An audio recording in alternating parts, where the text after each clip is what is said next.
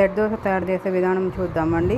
ఒక గిన్నెలో 1 కప్పు అటుకులు, 2 కప్పులు బియ్యం వేసుకుంటున్నానండి.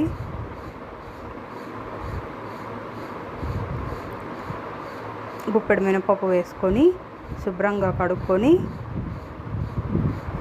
నానబెట్టుకుంటున్నానండి.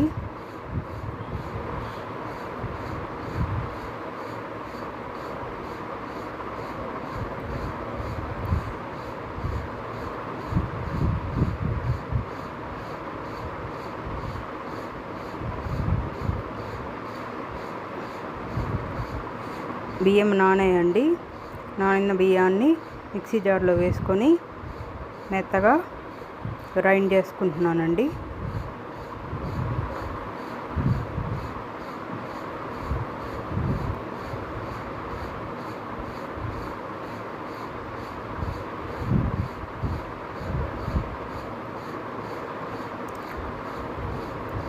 కొద్దిగా నీళ్ళు వేసుకొని మిక్సీ జార్లో మెత్తగా గ్రైండ్ చేస్తున్నానండి.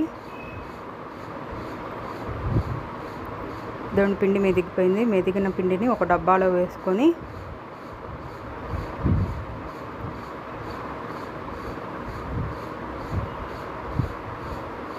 మూత పెట్టుకుంటున్నానండి.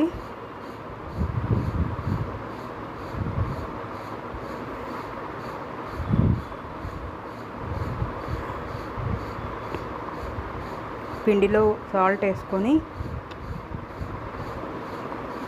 స్టవ్ పైన పెనం పెట్టుకొని పెనం వేడయ్యాక చిన్న చిన్న దోశలుగా వేస్తున్నానండి.